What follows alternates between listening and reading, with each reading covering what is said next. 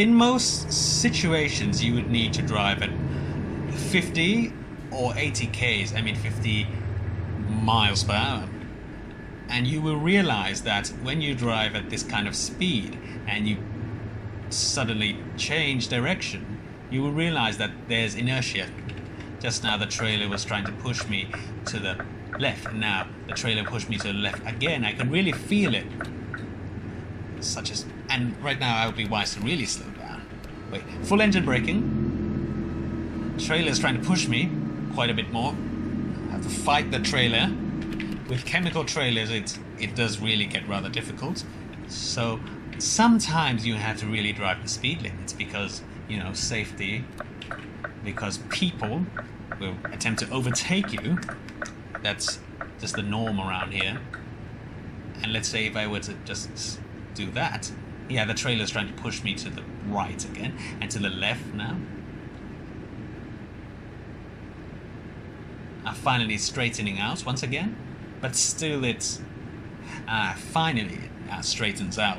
Now you see, the trailer gives plenty of inertia, so the trailer's, I have to turn more because the trailer was trying to send me to the right there. Basically, trailer sends you to the direction you do not want to go, the opposite. Turning left normally, okay, but more, and yeah, the inertia finally settles. But yeah, there is plenty of inertia to throw you off.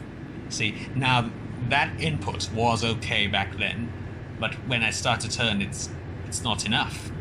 So gently start the turn, right? And then finally increase as needed, and then bring it back to if it so needs.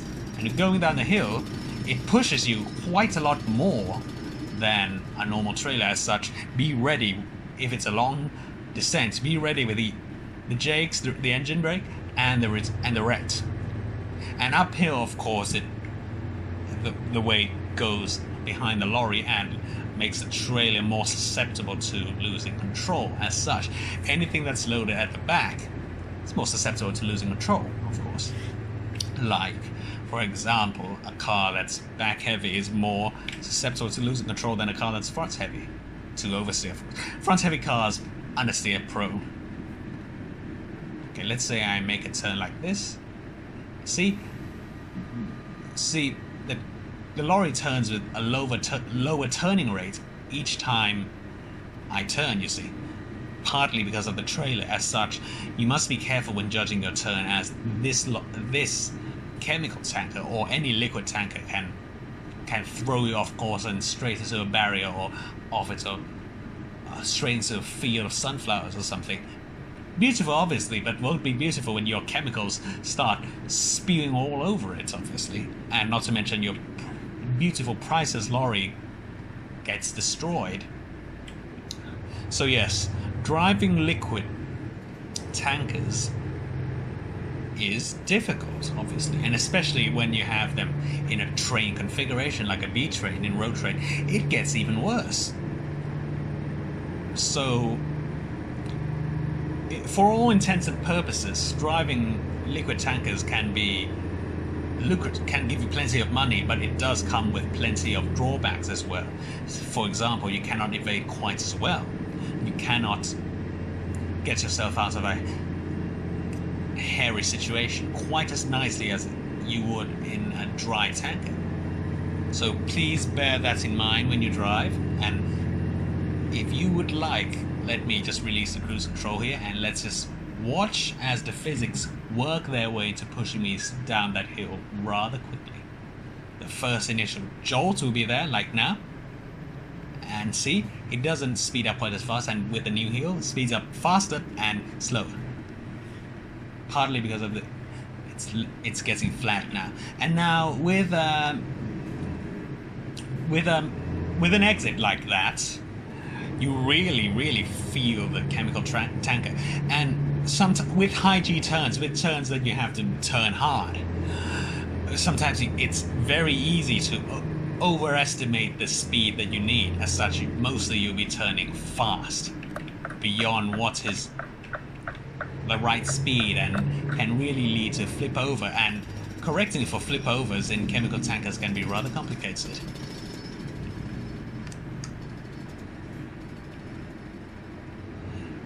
if you turn gently, it's more beneficial to you. And you see, that wasn't an increasing radius turn, it's just the same all around. The tanker is trying to push me out.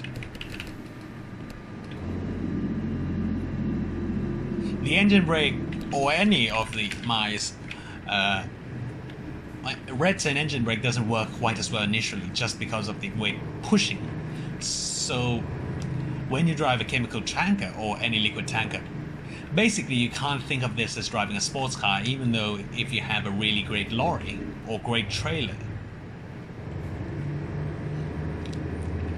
Great trailer, as in road trains, where you have double trailers, triple trailers, maybe even multiple trailers of any kind.